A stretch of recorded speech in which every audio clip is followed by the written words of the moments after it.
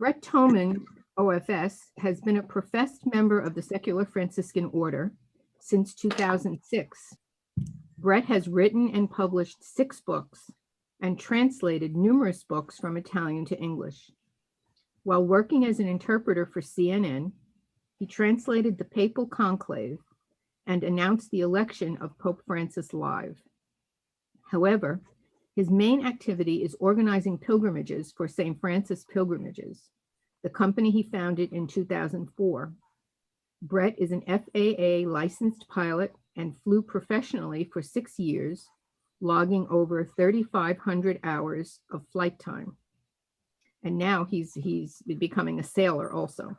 Brett spends his free time reading, watching films, hiking anywhere off-road, and changing diapers. He lives in Loreto, Italy, with his wife and 3 children. And I would also like to say that Brett's biography of St. Francis and biography of St. Clare are the 2 biographies that I have been recommending extensively for initial formation classes. St. Francis of Assisi, Passion, Poverty, and the Man Who Transformed the Catholic Church, and St. Clare of Assisi, Light from the Cloister. So we are really happy to have Brett with us today, and we're looking forward to a trip around Assisi. Brett. Okay. Thank you, Diane, for that introduction. And I do have to say that I don't like those kinds of bios because I'm just a guy from Georgia. Really knows me, knows my background. She's known me for a number of years since I started formation. And I'm just someone who had a very strong experience with St. Francis in Assisi when I was a student and learning Italian.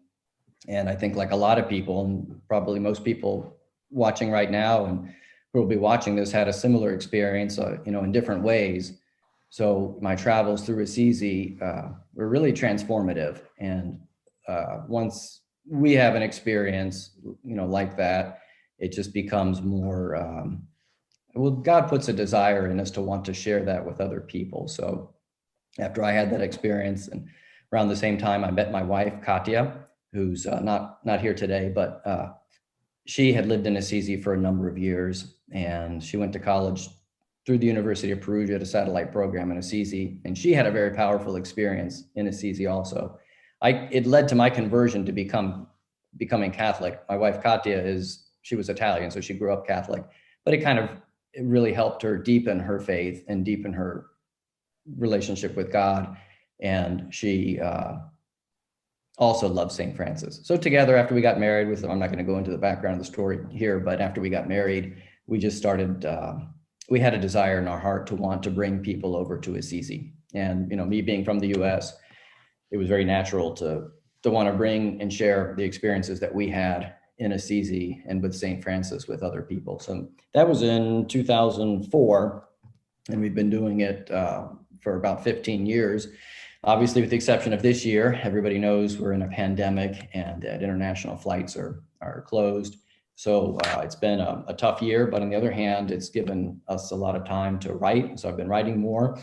Diane mentioned the book on St. Francis and St. Clare. I've got another book that I'm working on now on Franciscan spirituality, and I'm really pretty much ready to publish it. And I've got a publisher, but they don't have any openings until, or they've got the line is full until spring of 2022. And so I'm probably going to self-publish it, and I'll let you all know when that's ready to go. So that's a little bit about my background. I do live in Loreto. We've been here for 6 years. It's kind of a long story how we got here because my wife is from Southern Italy in Puglia. And sometimes I joke that we decided to live halfway between our 2 houses, me from Atlanta and she from Puglia, which is about a 6-hour drive that way south down the coast.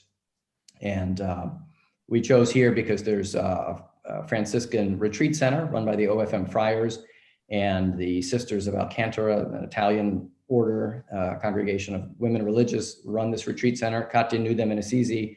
I've known them for 15 years. The friars, some of the friars and sisters came to our wedding. And so we came here we want to be closer to them and also to be over in Italy because we're about an hour and a half with the new highway from here to Assisi. So we wanted to be closer to Assisi, closer to Italy for what we're doing with our groups. So I love it. And I want to see if I can do this. I don't know if it's going to be possible, but it's 8:40 here in Italy, and it's nighttime. So, but right over here off my balcony is, you can kind of see the top of the Holy House of Mary. I can see it well, but I don't know if you'll be able to see it at nighttime. But Yeah. well, you can kind of see some lights at the top there in the center. That's the top of the dome, and underneath it, there's some trees, but it's illuminated. And on the very top, there's a bright light. And that's the Basilica of the Holy House of Mary. And inside it, they have 3 walls that are from Nazareth, and the Basilica of the Annunciation. And the tradition says that the angels flew from Nazareth to Loreto in 1294 and carrying the house of Mary and brought it here. First, they went to Tersada, which is on the other side of the Adriatic Sea in today's Croatia, Dalmatia back then. And then that was 1291, 1294, they brought it here. And the tradition says the angels carried it, but there's been some not archaeological studies. There was a priest in the Vatican. He was an archivist, and he came across some documents in the early 1900s. One of the documents was a list of different relics and things that were brought from the Holy Land back to Europe and Italy after the Crusades. Because at the end of the Crusades, when the Christian kingdom was no longer established, they were afraid that there would be reprisals from the Islamic armies that would destroy the churches. So they tried to bring back as much as Christendom with them as they could. And there was a Greek family, a gentleman, and his last name was Angelos. He was a Byzantine Greek person, and his daughter was marrying somebody from Taranto. And he had the Crusaders bring this holy house as sort of a dowry for his daughter. His name was Angelos, which in Latin is Angeli and Italian is Angeli, which means angels. So the tradition may have come into the lore about the angels carrying the church from this family named Angels. So we have the 3 walls, and the archaeologists have 99% determined that they are from the Basilica of the Annunciation in Nazareth. If anyone's ever been to the Holy Land on a pilgrimage, you went to Nazareth, you went to the big basilica. It's the largest church in the Middle East, and there's a beautiful grotto, and there's a sort of a sunken space in front of the grotto, and these walls were taken from there. So Mary lived in the cave, and then they had the 3 walls that form sort of another room. So we have the Holy House of Mary here, and I just wanted to show that to you. It's too bad it's nighttime, so you couldn't see it that well, but it's about a half mile away. So I guess we'll start talking about St. Clare, and Diane asked me some time ago if I would talk about some places in Assisi, and a lot of us, we come to Assisi and walk in the footsteps of St. Francis, and the places of St. Francis, most people are very familiar with, or at least people who've been to Assisi on pilgrimage are familiar with the places associated with St. Francis, but much less so with St. Clare. And Katya and I have some dear friends who are Poor Clare sisters here in Italy, and we love the Poor Clares, and I love St. Clare, and doesn't get a lot of attention, and it's possibly rightly so, because she was a contemplative and she was very spiritual, and I don't think she wanted a lot of attention, but she's worth it. And so I want to take you kind of on a quick tour of the Lisa, I'm in a conference call right now.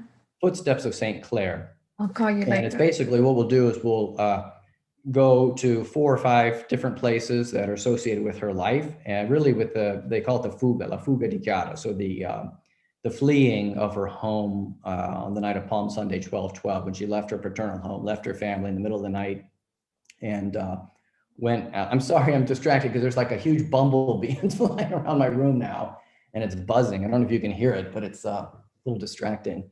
So we'll go over the places that she went to, and there's about 4 places that she went to that night, and then she went to another place for a short period of time, and then she went to San Damiano, where she stayed for the rest of her life. So I'm going to start sharing the document here.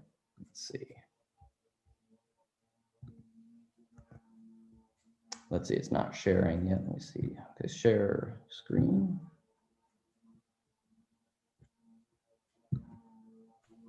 Share screen and then double click on the document. Oh, double click, okay. There we go. And Okay, so do you have the footsteps of St. Clare with the icon of St. Clare? Got it. Okay, good. So we'll start with where Clare was born. And this is an old map of Assisi. And can you see my cursor moving, my arrow moving? Yes.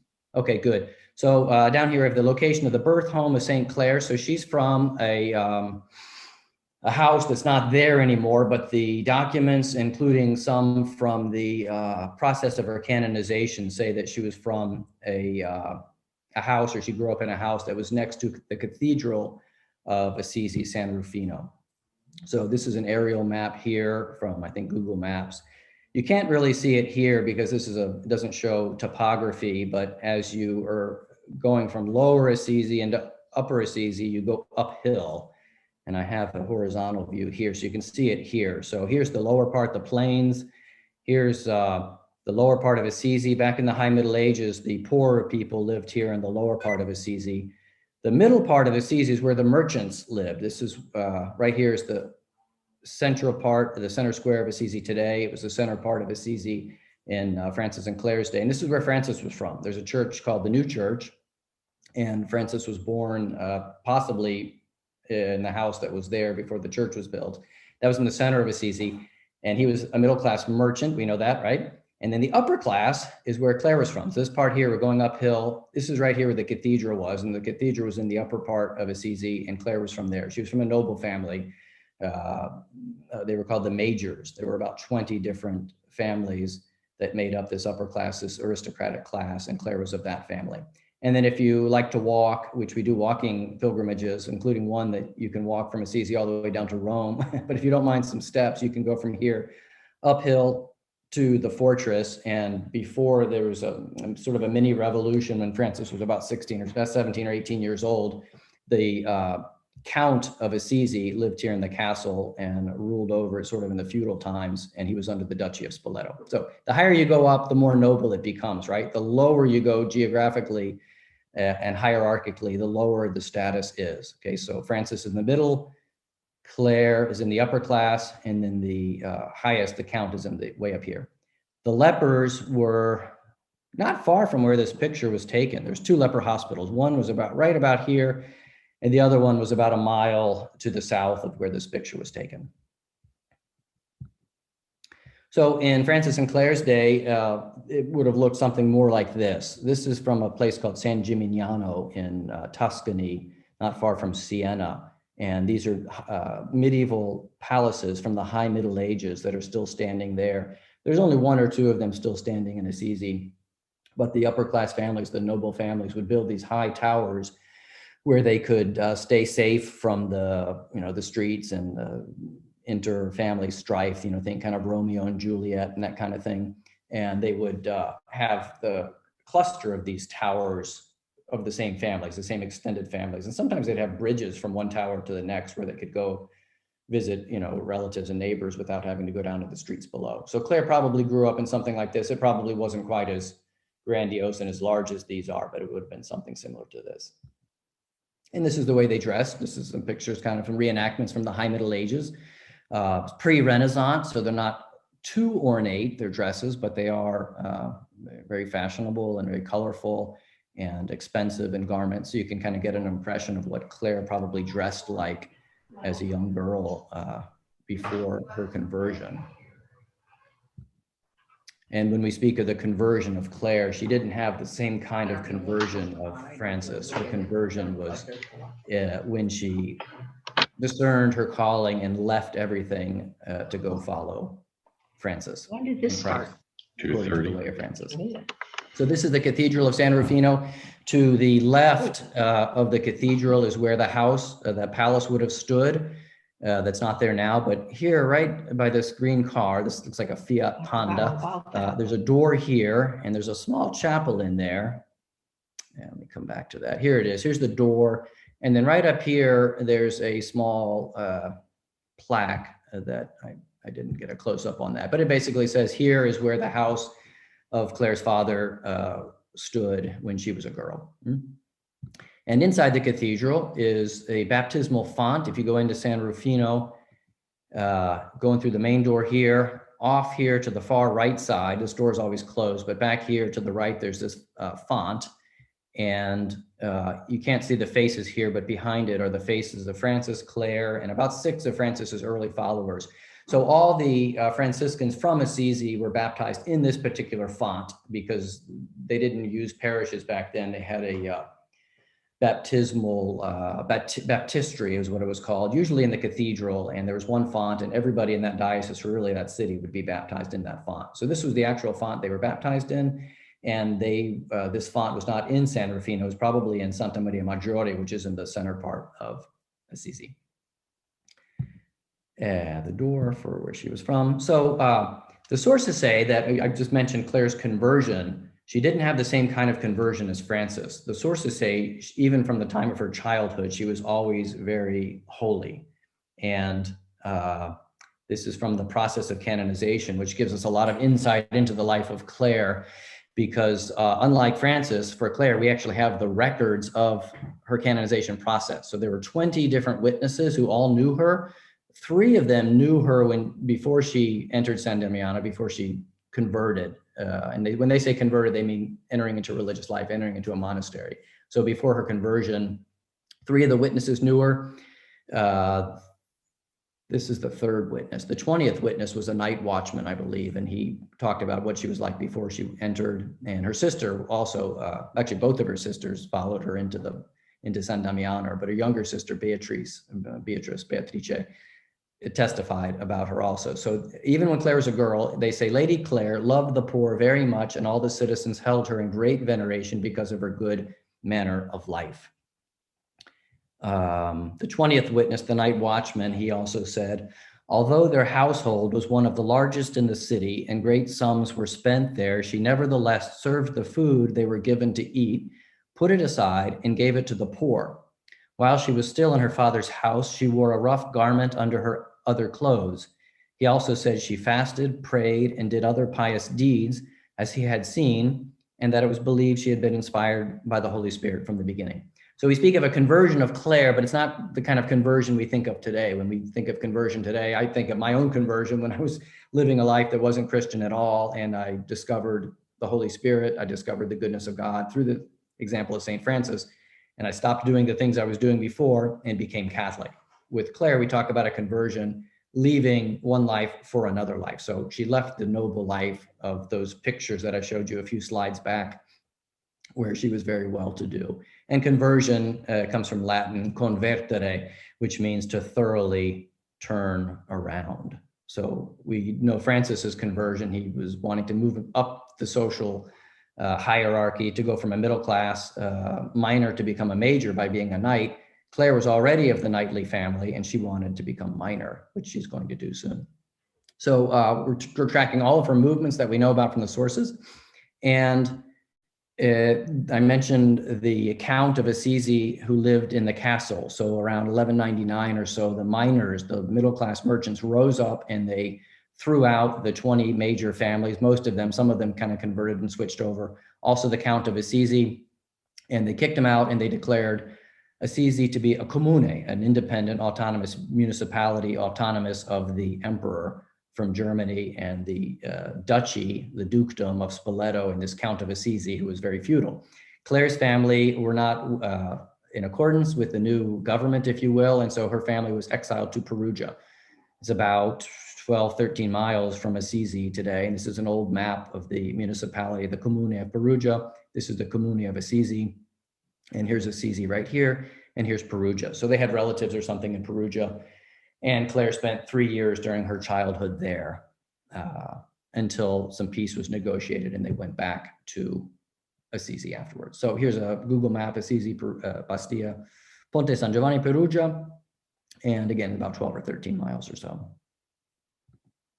This is what Perugia looks like today. It's a nice high Middle Age city from the high Middle Ages. This is the Palazzo del Comune, the municipality palace, I believe. And then we're back to Assisi. So 3 years after the exile, the family came back to Assisi. By now, Clare was about she was 11 or 12. So she had another few years in Assisi before she got a little bit older. And the sources say, the witnesses say that back in Assisi, we know she had a devotion to God, very, very strong love of God from the time she was a child. And at some point she heard about Francis, and it wasn't hard to hear about Francis in Assisi because everybody in Assisi knew what was happening with this movement because he was doing some things that were so crazy. She heard about him. And she also had a first cousin, Rufino.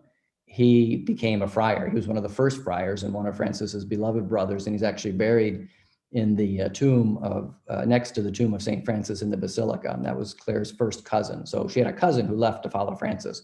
So she had this familiarity with him that was close to the family. And he would also preach from time to time in San Rufino. So at some point she heard him preaching. So it's not clear if Francis went to her and sort of recruited her, or if she went to him and decided she wanted to follow him.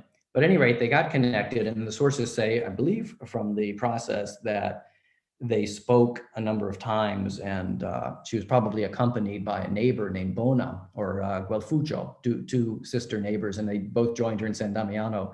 They would accompany her to speak with Francis. And in the process of canonization, Clare's sister, Beatrice, she said Francis went to Clare. So she said Francis went many times to preach to her, so that the Virgin Clare acquiesced to his preaching, renounced the world and all earthly things, and went to serve God as soon as she was able. Sister Amata, she was another one of the sisters in San Damiano. She testified in the canonization process also. And she said, she, Amata, knew Clare's manner of life and had heard how she had been converted. Through the exhortation and preaching of St. Francis, she had assumed religious life, even though before she entered, she was considered holy by all who knew her because of the many graces and virtues the Lord had given her, as it was known about her through her reputation.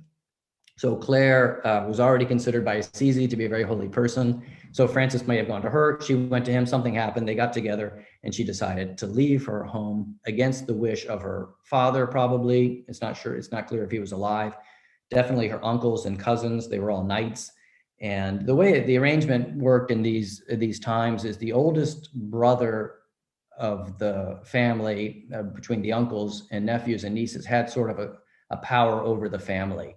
So her uncle was named Monaldo. So he had more control over Clare's life than her own father did, whose name was Favarone. So once they were back in Assisi, they wanted to marry her off because they needed to increase the power of the family, because they'd just been in exile for 3 years. They were trying to increase, and one way to do it was through marriage. So they wanted to marry her.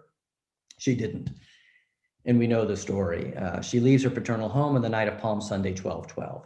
And the sources say, the legend of St. Clare says that the bishop during the mass went down to her and handed her specifically a palm branch during the mass. And so it doesn't clarify what that meant, but it was inserted into the ancient text for a reason. And so it's assumed that the bishop was involved in this process of her leaving, because it had to be arranged. And there were a number of steps that were arranged for her to leave.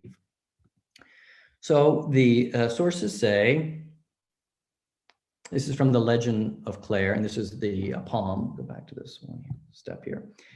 Father Francis told her that on the day of the feast of Palm Sunday, she should go dressed and adorned together with the crowd of people to receive a palm. And on the following night, she should turn her worldly joy into mourning the Lord's passion. Therefore, when Sunday came, the young girl, thoroughly radiant with festive splendor among the crowd of women, entered the church with the others. Then something occurred that was a fitting omen. As the others were going to receive the palms, while Clare remained immobile in her place out of shyness, the bishop, coming down the steps, came to her and placed a palm in her hands. On that night, preparing to obey the command of the saint, she embarked upon her long-desired flight with the virtuous companion. So she left. And if you go to Assisi, I'm sure some of you have been, some of the guides may have pointed out what they call the door of the dead. And an old tradition says that when bodies died in the house, they would bring them out through a door that was only opened when someone died, maybe a superstition. Other guides, maybe a little bit more educated, will say that they had these second doors, which were kind of access doors or doors for the servants of the household. So she went through this door. She didn't go through the main door. She went through this access door, this door of the dead. And the legend of St. Clare is the only one that says she was accompanied by a companion, a female companion. It doesn't say who it was. It's assumed it was a neighbor named Bona, but none of the witnesses mention it, and Bona herself doesn't even mention it, that she accompanied Clare down to St. Mary of the Angels to meet Francis that night. But the legend says she had a companion, and none of the other sources mention the companion. So the Fuga Mundi, the flight of the world. Okay, so like I said earlier, her house was in the upper part of Assisi, right? Near the cathedral. So it's around here. She had to go down and lower herself and go down. She's going down, and so the ancient sources don't tell us which city gate she passed out of, but an historian from Assisi named Arnaldo Fortini assumes she went through the Porta Moiano, which is it's pretty much a nondescript door, city gate now, but she probably left through that door because it's the best road to get down to St. Mary of the Angels. And this is where the bishop may have come into the situation, because the bishop's house, the Vescovado, is not far from the Porta Moiano. And I get it here. Yeah, the birth home here. Here's the Porta Moiano, and here's the courtyard of the bishop. So perhaps he arranged for her to be able to get through the door, because there would have been guards, and the guards would have had to have been tipped off to allow her to slip through the door. So she leaves through Porta Moiano, and here's the profile here. Here's the upper part of the birth home. You can see how she's lowering herself too. And this is very foundational and fundamental to understanding the real spirituality of St. Francis and Clare, according to the worldview, if you will, the culture of the high Middle Ages, because everything was hierarchically ordered, right? Francis was, and I've said this before, Francis was in the middle part of Assisi. Before his conversion, he wanted to go up and be part of the upper class, which is where Clare was from. Clare was already part of the upper class, but what both of them did after their conversions is they went down, right? They both lowered themselves. Francis was from the middle class trying to go to the upper class. After his conversion, he comes down here, lives in the plains at St. Mary of the Angels, and serves lepers, the most humble part of society. Clare does the same thing. She lowers herself from the upper class, lowers herself, walks down. You're literally going downhill to get down to where the brothers were. There's the Moiano city gate today. It's nicely preserved. And in those days, there would have been a giant, thick, heavy wooden door. As a matter of fact, there would have been two doors, because there's actually still hinges here. I was there not too long ago. There's some hinges here, so there would have been a door here, and then in the backside, there would have been a door there. So she had to have somebody open up both of these doors with big, huge, either heavy wooden logs to hold them in place, or thick iron rods, or both, actually. There's Moiano again. So here's the route that she goes. She leaves her house, goes through Moiano. Once you get through Moiano, you're out of the old city, and then she's down in the plains. You're still going downhill. Arnaldo Fortini says she goes to Vallecchia, and then she makes her way and passes the Ospedaletto here, which is one of the sites of one of the leper hospitals in Francis's era and her era. Passes there, gets on the main road, goes down here to where the Portiuncula was. Today, there's a big, well, for Italian standards, a big town of maybe 10,000 people. In those days, the Portiuncula would have been out in the woods, really, without much around it. So she meets Friar Francis and the brothers. Here's the medieval map, Assisi, Porta Moiano, goes down this road. It was a straight road probably then to Portiuncula. And here's St. Mary of the Angels. You can see all these houses and all this building today on Google Maps, but in those days it would have been something like this, just really fields and not much around there. This is what it would have looked like in Francis's day. So still to this day, there are these little kind of country churches out in the countryside. And this is from that same time frame.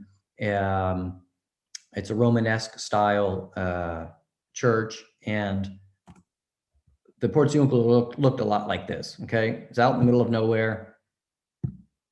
You can see fields here, and you can see here, this is Assisi behind it. They've got some air conditioning units here, which they didn't have in those days, but this is about the same distance to Assisi as the Portiuncula is and was.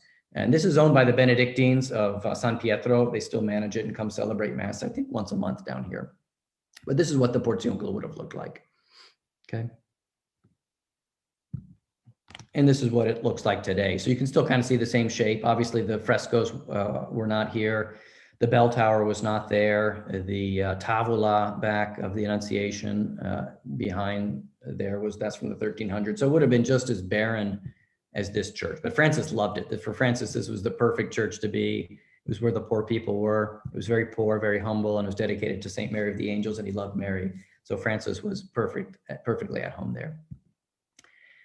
And again, today it's in a big basilica to preserve it, just like the Holy House of Mary is underneath a big, large basilica. Here's the facade of the basilica to handle the crowds, because there's a plenary indulgence attached to this church. So over the centuries, throngs of people come here to visit, and you need an accommodating church. Here's the basilica from a distance. And here's some old images of what happened when Clare met the brothers there at the Portiuncula. And some people suggest maybe she met them at some point on the way, even maybe at the city gate itself of Moiano. Maybe the brothers were waiting for her outside and accompanied her the rest of the way. So Francis gave her the tonsure. He cuts her hair. And here's two images of that happening. Just about a month ago, Katya and I went to a profession of two young poor Clare sisters, young women who made their first vows, and they cut their hair. They had the whole full habit on, and they had long hair. Both of them had long hair down to about the mid back. And during the mass, when they made their first profession, it was the abbess who cut their hair. And they just used scissors and cut it right off the back, cut the locks off. And then I was told that when they get back to the convent or the monastery that night, they would actually take out shears and they shave the women's head, and then they put the veil on. So Francis gave Clare the tonsure and put the veil on. And this is highly significant because the veil is a sign of consecrated life. So this is her conversion. She leaves the secular life for the religious life. That's what they use, that word conversion then. And she goes promptly the same night. Francis and the brothers accompanied her to a monastery. And this is a Benedictine monastery for noble women called San Paolo delle Abbadesse, St. Paul of the Abbesses. This was one of the wealthiest women's monasteries in the Diocese of Assisi, and it had a number of papal privileges, including one which said that if someone takes a consecrated nun out of this monastery by force, they will be excommunicated. And in those days, if you're excommunicated, you would lose your noble titles. All of her relatives were all knights. The men were sirs, right? And the women were dames. So her father, her uncle, her cousins were knights. If they were excommunicated, they would lose that knightly status. So it was really strategic that they took her there, because sure enough, they did come and they tried to take her out. Let's see here. This is from the Legend of St. Clare. It's not sure who wrote it, maybe Thomas of Solano, who wrote two biographies of St. Francis, but this is what he wrote in the legend. After the news reached Clare's relatives, they condemned with a broken heart the deed and proposal of the Virgin, and banding together as one, they ran to the place, attempting to obtain what they could not. They employed violent force, poisonous advice, and flattering promises, trying to persuade her to give up such a worthless deed that was unbecoming to her class and without precedence in the family. But taking hold of the altar cloths, she bared her tonsured head, maintaining that she would in no way be torn away from the service of Christ. With the increasing violence of her relatives, her spirit grew, and her love, provoked by injuries, provided strength. So for many days, even though she endured an obstacle in the way of the Lord, and her own relatives opposed her proposal of holiness, her spirit did not crumble and her fervor did not diminish. Instead, amid words and deeds of hatred, she molded her spirit anew in hope until her relatives, turning back, were quiet. So we don't know exactly how much of this is, straightforward facts, or if there's a little bit of embellishment. It's called hagiography. She was tonsured, they could not take her out of there, and then they left. So it does point out here this issue of one of the reasons the family was so against it, they refer to it as a worthless deed that was unbecoming to her class and without precedence. She was lowering herself, and they were of the nobility, they were the majors. She was becoming a minor, the minor of minors. In this church, the monastery, San Paolo delle Abbadesse, there were two orders of nuns inside the monastery. There was the upper class choriste from Latin. It means those who pray the choir, those who pray the liturgy of the hours. They were from the upper class. They knew Latin. They could read and chant Latin. And then there were the lower class nuns called converse. They didn't read or write. They were illiterate. They couldn't play the office because they couldn't read Latin. They did the menial work of the monastery, the cooking, the cleaning, tending to the animals, whatever is menial, they did. Clare entered without a dowry. She entered as a servant. And the legend even points that out, that she had the right to go into a religious monastery as an upper class, as a curista, according to her class, which is what they're talking about here. A worthless deed that was unbecoming to her class. She was following Francis. Francis was a minor and she was becoming poor. It wasn't part of the mindset then. Apart from the fact that they wanted her to marry so they could increase the power of the family. If she were going to become a nun, maybe she could become a nun, but not that kind of nun. And this is where San Paolo delle Abadesse is. It's over here towards Bastia. Here it is, up here just south of Boschetti right here. Today, it's a large cemetery for the city of Bastia. And this is the church. It's the only thing remaining of the monastery, but it's the same church that Clare went to, where she sought refuge from the men and the brothers, and the monastery is no longer here. Behind here, there's a cemetery. And it was Benedictine, and you can't really see it here, but these are Benedictine medals on either side of the door. Okay, so next, the sources say she stayed in San Paolo. By the way, let me just take a break here. Do we have time to take any questions, Diane? Should we do that now, or should I just Sure. continue? I think since Mary Bittner, we want to stop at 3:30, so maybe the questions now. We just came off a break, right? Yeah, okay.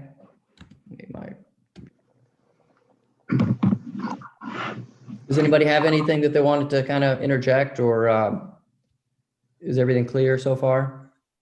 I have a quick question for you. You may not be able to answer this or not, but I have been told that one of Francis's followers was named Felipe Longo. Is that correct? It sounds familiar, Filippo. Yeah, Filippo Longo. I recall his name in some of the early sources, yes. Okay, because my last name is Longo. Ah, okay. Well, it just means long. So I don't know if there'd be an association with him, but if Filippo Longo, they probably just threw that name at the end as an adjective. He was probably tall or had long, lanky legs or arms or something. So they didn't have surnames in that era. They just had the person, their name, baptismal name, and where they were from. That's why I have Francis of Assisi. Or if they would refer to them as their fathers, according to their father's name. So Francis di Bernardone. So Francis of Bernardone was the first name, the given name of the father. So that was a nickname. Filippo il Longo, the lanky guy is what that means. Philip the lanky guy. Thank you.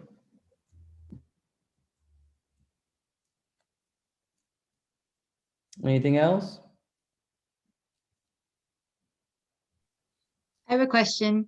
Sometimes the picture shows the people that are very hefty, so to speak, but I mean, with all that walking in the hills and everything, I would imagine that people, and I don't know, the amount of food that they would have access to, that they would be pretty fit. I think so. Keep in mind, in these days, the diet was very lean. There was no pasta in Italy in the 1200s. It didn't come in until centuries later.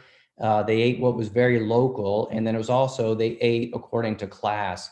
The upper class, Clare's class, ate a lot of meat. They ate a lot of game and fowl. It was food that was hunted and it was expensive to procure, but they ate that. And the lower classes ate a lot of vegetables. They ate beans, they ate stews. The meats that they ate in the lower class were a lot of pork and, pork when they could get it, and maybe some chicken, but they didn't get any game. So, when you read about Francis that he did not eat meat, it was for a very different motive than maybe somebody would choose not to eat meat today, maybe for health reasons or moral reasons or something.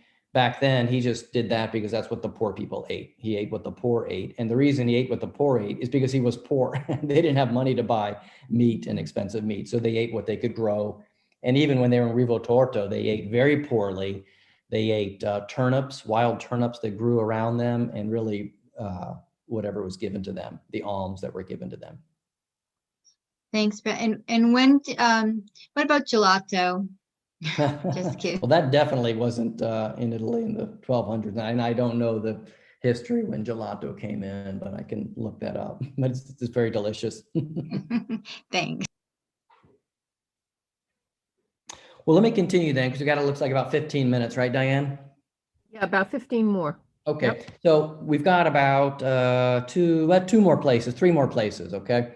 So she leaves San Paolo. Now, the reason she probably went to San Paolo was strategic, right? It's assumed the bishop was involved, Francis was definitely involved, and probably the abbess of, well, surely the abbess of San Paolo was involved. And this, she would have been a very powerful woman, okay? So they brought in there strategically, and it was sometime less than 2 weeks that she stayed at San Paolo. And when she was at San Paolo, she observed this class differential between the Coriste and the Converse.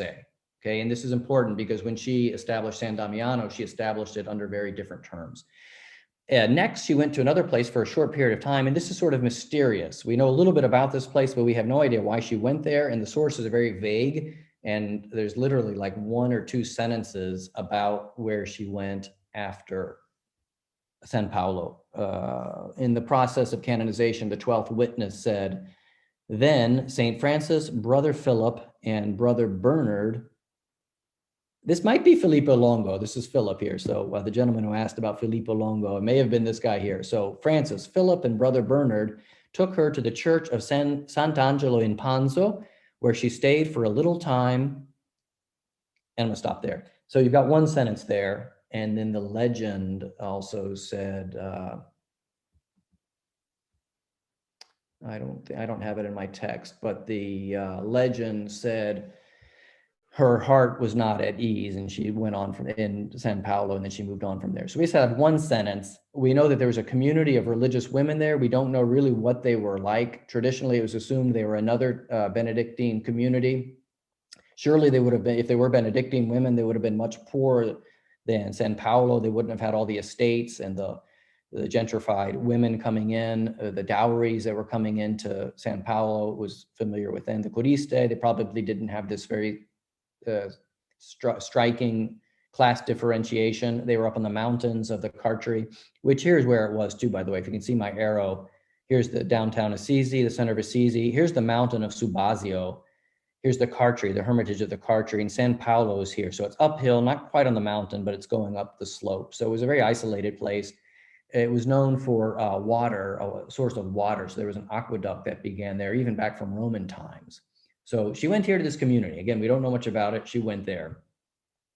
Here's the Google Maps. You can see the mountain here pretty well. You can see the switchback road going up to the top of the mountain. And you can see here, this is all cleared out here. These are olive trees. So it's a huge grove of olive trees today. And Panzo is here. Here's a zoomed in a little bit. So this is Panzo. Yeah, this is it here, the structure of Panzo today. And here's all the olive trees back behind there. And there's the road leading up to Panzo today.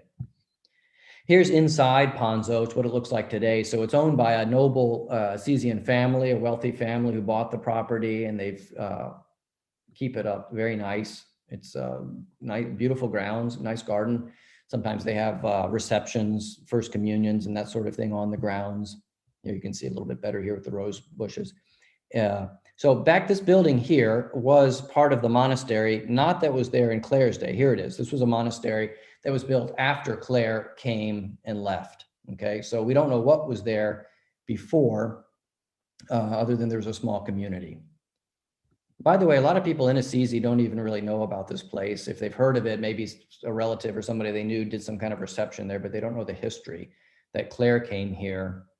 And this is a little chapel on the grounds, and these stones were built from the church that was originally there, that was destroyed in an earthquake in the 1400s, and it was rebuilt with the same stones, although a different church. So it was in this, near these stones where Clare prayed and her first miracle took place.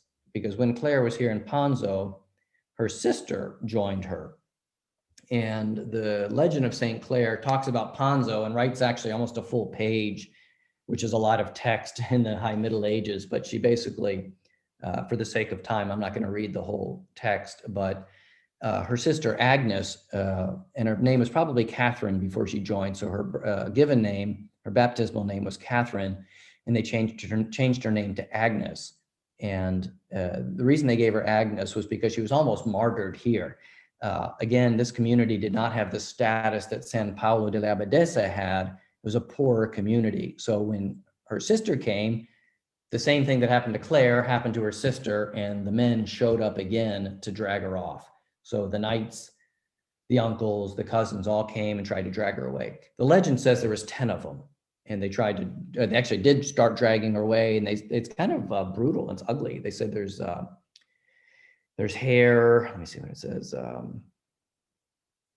Oh yeah, so when she responded that she did not want to leave her sister Clare, one of the knights in a fierce mood ran toward her and without sparing blows and kicks, tried to drag her away by her hair, while the others pushed her and lifted her in their arms.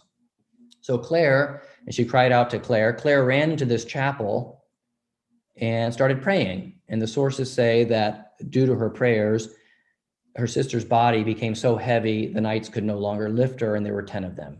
They call that Clare, refer to this as Clare's first miracle. So shortly after there, Francis comes back up and he takes Clare and her sister out of Panzo and leads her down to her final place where she'll live for the rest of her life, and that was San Damiano.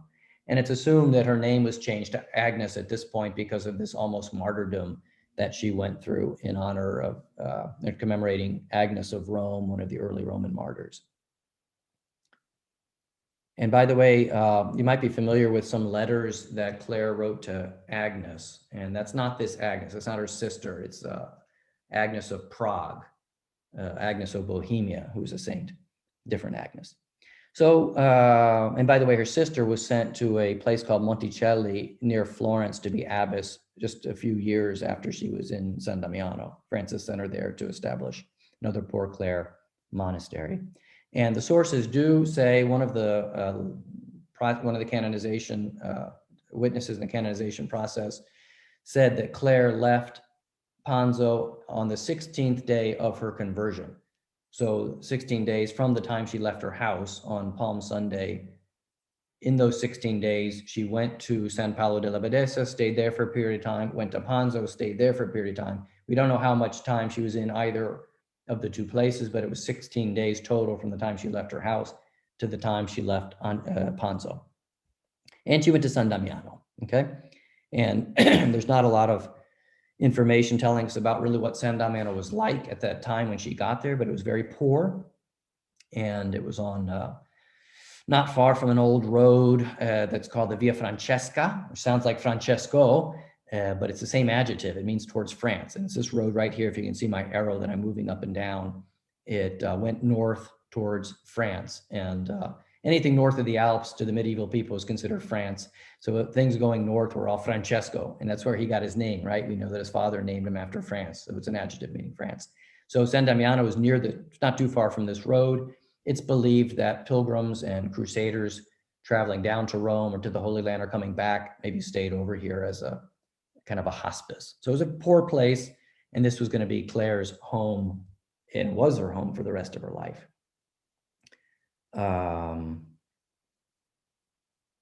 The legend just says, and it's unclear if maybe they were thinking Panzo would be her permanent home. We don't know. The legend says after a few days being in after a few days in San Paolo, she went to the church of Sant'Angelo in Panzo, where her mind was not completely at peace, so that at the advice of St. Francis, she moved to San Damiano. That sentence, it's not even a sentence, it's a partial phrase, where her mind was not completely at peace, possibly means that maybe they were intending for her to stay at Panzo, and that would become her permanent home and that of the sisters. But her mind was not at peace for whatever reason. And so they moved to San Damiano. So San Damiano is where she stayed for the rest of her life. Okay. I have a profile picture here from the valley, but I don't have San Damiano. It's way over here, about where Diane is on my sidebar here as well. Right where her left shoulder is where San Damiano would be. And here's San Damiano. Okay, so if you look here, you can see the original church, and I'm taking my arrow and outlining. You can see the delineation between this style and kind of color of rocks and these rocks that were added later. So you can see how this whole section here was all added on later. This is the original church, okay? The rose window was not there. The door was not there. This porch or portico was not there. This was not here. The bell tower was not there.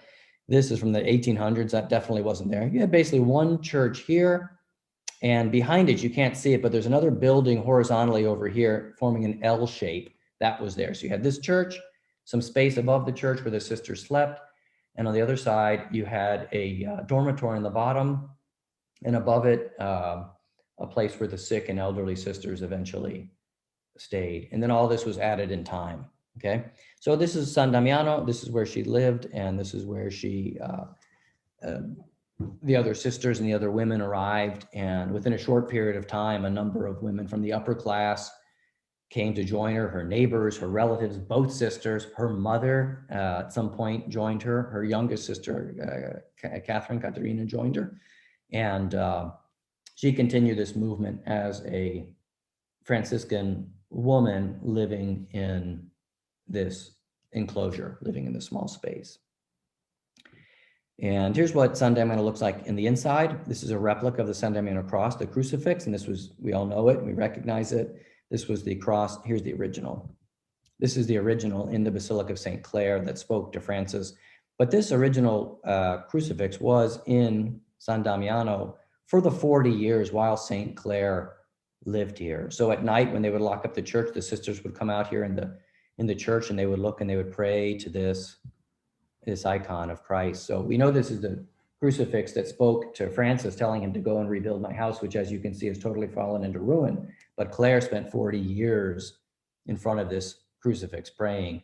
So after she died and after canonization, they began to build their basilica. They took a number of artifacts and relics from San Damiano and moved it up to St. Clare's Basilica. This is the choir where the sisters prayed. You can see how poor it is, how barren it is. And I mentioned the difference between the choriste, the converse, which was typical in the upper class monasteries of her day. Clare had none of that. Everyone came in. The only thing you had to do to be a sister, you're a Franciscan woman. The only thing you had to do is do what Christ commanded to the rich young man who asked what he needed to be saved. He doesn't say what you, first he says, to be saved, you follow the commandments, essentially. He says, yes, but I've done that. What else do I need to do? Then he says, if you wish to be perfect, go and sell what you have, give it to the poor, and come and follow me. So we speak of the perfect evangelical calling. It's not what you need to do to be saved. It's what you need to be perfect, to be perfectly attached to Christ, to give away absolutely everything, to be completely dependent, completely poor. Francis gave away what he had, followed Christ. Clare did the same. So any woman coming in here, all they had to do, go sell what they have, give it to the poor, and come and follow them. Most of the women coming were from the upper class, and they had a lot to give away. They came here without dowries, without land, without servants, which was the case in many of the upper class monasteries in the area, right? Here's the refectory where the sisters would eat. That's a blurry picture, I apologize. And this is the dormitory where the sisters slept. They slept in one big space. There were 40 of them, and they slept on cots on the floor. There were no walls or rooms. They slept together. And this corner here is a cross. There's a candle that burns. That's where Clare died. It was August 11th on 1253. And after her death, they moved her to a church called San Giorgio. Let's go scroll through here. So this is the Basilica of St. Clare. This is the remains of San Giorgio. It was a little church here. They put her body here, and then they started building this more ornate basilica for Clare, and they buried her body directly beneath the main altar. And here's a view of the basilica from a distance. And this is the remains of St. Clare. It's a mask over her. I have a picture, and I hesitated putting it in here. I decided not to put it in here, but a poor Clare nun took the picture and she shared it with me. But on the if you're on the other side of her remains, the whole side of this sarcophagus is open and you can see her bones inside it from the other side. So visitors will look at here. It looks like her body. It's a mask. Sometimes people will think she's incorrupt. They'll look at her face and think she's incorrupt, but it's not. Her bones are on the other side and they're visible to the nuns in the convent, in the monastery. And there are some relics that you can visit today. This is a habit and tunic that she wore. Here's a cord that she wore. You can't see it well here, but this is some of her hair. They would have a tonsure at the beginning, but then periodically when their hair grew, they would continue to shave it. So at some point, some of the sisters collected some of her hair and kept it. And it's 9:29 my time, 3:29 your time. So I think I'm on time. Thank you so much. That was so good, Brett. Really, really interesting. I see a few Thanks, people. Diane. I've got a whole number of talks. I shouldn't say talks, but I just wrote a book on walking tours, walking excursions that you can do in and around Assisi, and there's 12 of them. This is actually one of the walks that you can do, and you really just retrace those steps, at least to go to San Paolo. Maybe you can do it in 2 days and go up to Panzo and back down to San Damiano, but I've got a whole bunch of them. So if you ever want me to do it again in the future, I'm happy to come back and talk with you again and share this with you. That's certainly wonderful to know. I'm sure that, you know, we would like to hear more. And I'm going to tell everybody that Brett shared with me, I don't know if I'm supposed to say this, shared with me the manuscript of this book that he was talking about, the new one. And as I'm reading it, I'm 4 or 5 chapters in now, I'm saying to myself, oh, ongoing formation, this is going to be great. So, you know, be thinking that's coming. Very, very interesting. Thank you. Thank you, Diane. It was nice to be with you. And I think the timing is good because Katya and her siblings are just literally pulling up right now. So remember my mother, well, pray for her soul.